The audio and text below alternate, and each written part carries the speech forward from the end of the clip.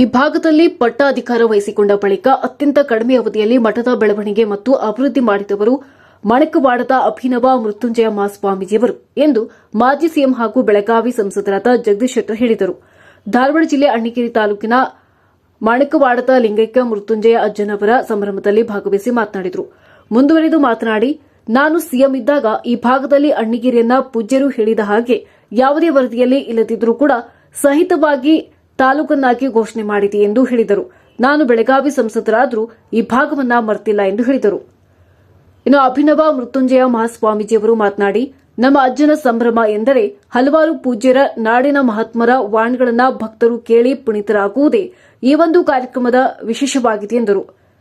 ಈ ಸಂದರ್ಭದಲ್ಲಿ ನಾಡಿನ ಮಠಾಧೀಶರು ಷಣ್ಮುಖಪ್ಪ ಗುರಿಕಾರ್, ಚಮ್ಮಣ್ಣ ಹಾಳ್ದೋಠರ್, ಚಂಬಣ್ಣ ಸುರ್ಕೋಡ್, ಶಿವಯೋಗಿ ಲಿಂಬಿಕಾಯಿ, ಶಿವಯೋಗಿ ಸುರ್ಕೋಡ್, ಅರ್ಜುನ್ ಕಲಾಲ್, ಭಗವಂತಪ್ಪ ಪುಟ್ಟಣ್ಣವರ್ ಇನ್ನಿತರರು ಉಪಸ್ಥಿತರಿದ್ದರು. ಕೊನೆಯಲ್ಲಿ ವಿವಿಧ ಶಾಲಾ ಮಕ್ಕಳಿಂದ ಸಾಂಸ್ಕೃತಿಕ ಕಾರ್ಯಕ್ರಮಗಳು ಜರುಗಿದವು. ನಾಳೆ ಮುಂಜಾನೆ ಬಂದು ಹೋಗಿನ ಅಂತ ಹೇಳಿ, ಈಗ ದಿಲ್ಲಿಯಿಂದ ಆಗಲೇ ನಾನು 6:30 ಬಂದೆ. ನಾನು ಇಲ್ಲ ಇವತ್ತೇ ಬಂದು ಬಿಡ್ರಿ ಅಂತ ಹೇಳಿ, ಅದಕ್ಕೆ ಇಲ್ಲಿ ಬಂದು ಅಜ್ಜನ ಒಂದು ದರ್ಶನ, ಪೂಜ್ಯ ಮೃತ್ಯುಂಜಯ ಮಹಾಸ್ವಾಮೀಜಿಯವರ ಗದ್ದಿಗೆಯ ದರ್ಶನ ಮಾಡಿಕೊಂಡು ಇವತ್ತು ನಿಮ್ಮೆಲ್ಲರ ಒಂದು ದರ್ಶನ ಮಾಡಿಕೊಳ್ಳುವಂಥ ಅವಕಾಶ ನನಗೆ ಸಿಕ್ತು. ಈಗಾಗಲೇ ಪೂಜ್ಯ ಶ್ರೀಗಳವರು ಹಲವಾರು ವಿಚಾರಗಳನ್ನು ಹೇಳಿದರು. ಆ ವಿಚಾರಗಳನ್ನು ನಾವು ಬರೀ ಕೇಳುವುದಷ್ಟೇ ಅಲ್ಲ, ಅದು ನಮ್ಮ ನಿಜ ಜೀವನದಲ್ಲಿ ಅಳವಡಿಕೆ ಮಾಡಿದಾಗ ಮಾತ್ರ ಇವತ್ತೇನು ಶ್ರೀಗಳವರು ಏನೋ ಹಲವಾರು ವಿಚಾರಗಳನ್ನು ಮಾತುಗಳನ್ನು ಹೇಳಿದ್ದಾರೆ, ಅದಕ್ಕೊಂದು ಏನಾದರೂ ಅರ್ಥವಂತಿಕೆ ಬರಲಿಕ್ಕೆ ಸಾಧ್ಯ. ಆ ಕೆಲಸ ಇವತ್ತು ಆಗಬೇಕಾಗಿದೆ ಅನ್ನುವಂಥ ಮಾತನ್ನು ಹೇಳ್ತೀನಿ. 12ನೇ ಶತಮಾನದಲ್ಲಿ ಬಸವಣ್ಣವರು ಯಾವ ರೀತಿ ಒಂದು ಶರಣ ಸಂದೇಶವನ್ನು ಕೊಟ್ಟರು, ಸಮಾಜಕ್ಕೆ ಒಂದು ಮಾರ್ಗದರ್ಶನ ಮಾಡಿದರು. ಆ ಒಂದು ಶರಣರ ಒಂದು ವಚನದ ರೀತಿಯಲ್ಲಿ ಸಂದೇಶದ ಪ್ರಕಾರ ನಾವೇನಾದರೂ ನಡ್ಕೊಂಡಿದ್ರೆ, ಬಸವಣ್ಣವರ ವಚನದ ಪ್ರಕಾರ ನಾವೇನು ನಡ್ಕೊಂಡಿದ್ರೆ ಒಂದು ಸಮಾಜದಲ್ಲಿ ಭಾಳಷ್ಟು ಬದಲಾವಣೆ ಆಗಲಿಕ್ಕೆ ಸಾಧ್ಯತೆ. ಅದು ಆಗಲಿಲ್ಲ. ಬಸವ ಜಯಂತಿ ಬಂದಾಗ ಮಾಲಾರ್ಪಣೆ ಮಾಡ್ತೀವಿ ಮೂರ್ತಿಗೆ,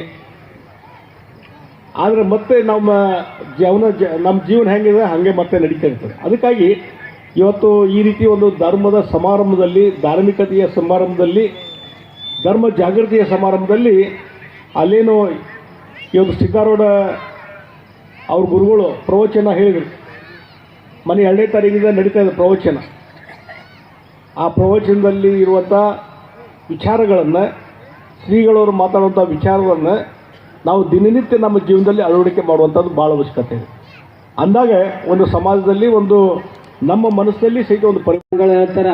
ಅವ್ರು ಎಂಥ ಸ್ವಾಮಿಗಳು ನಿಮಗೆಲ್ಲ ಸಿಕ್ಕಾರ ಅಂತಂದ್ರೆ ನಿಮ್ಗೆ ಅಟ್ಟ ಅಲ್ಲ, ಇಲ್ಲಿರುವಂಥವ್ರಿಗೆ ಅಟ್ಟ ಸೀಮಿತ ಆಗಿಲ್ಲ. ಅವರು ಇವತ್ತಿನ ದಿವಸ ಇಡೀ ಕರ್ನಾಟಕಕ್ಕೆ ಮಣಕವಾಡದ ಮಾಣಿಕ್ಯ ಅಂತಂದ್ರೆ ಅದು ಅಭಿನವ ಮೃತ್ಯುಂಜಯ ಸ್ವಾಮಿಗಳ ಎಲ್ಲರನ್ನು ಮನಸ್ಸನ್ನು ಗೆಲ್ಲುವಂಥ ಚಾಣಕ್ಯ ಆಗಿಬಿಟ್ಟಾರೆ ಇವತ್ತು ನಮ್ಮ ಅಭಿನವ ಮೃತ್ಯುಂಜಯ ಸ್ವಾಮಿಗಳು. ಅವರು ಅಂದ ಮಾತು ಹೇಳ್ತಾರೆ.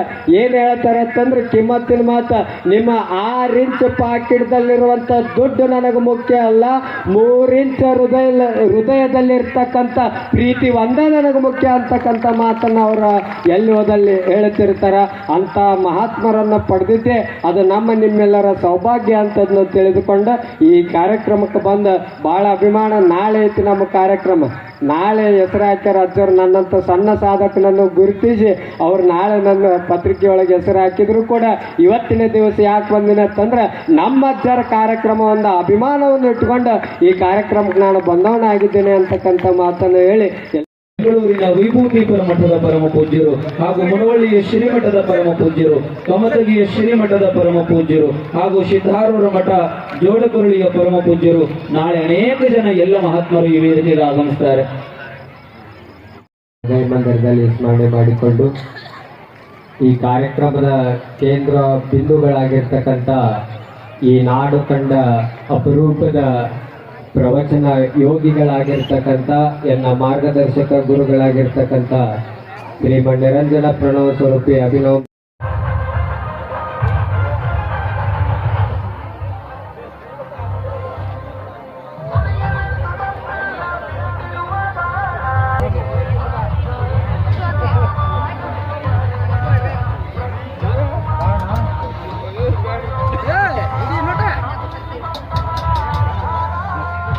ಕಲ್ಬಡ್ರಿ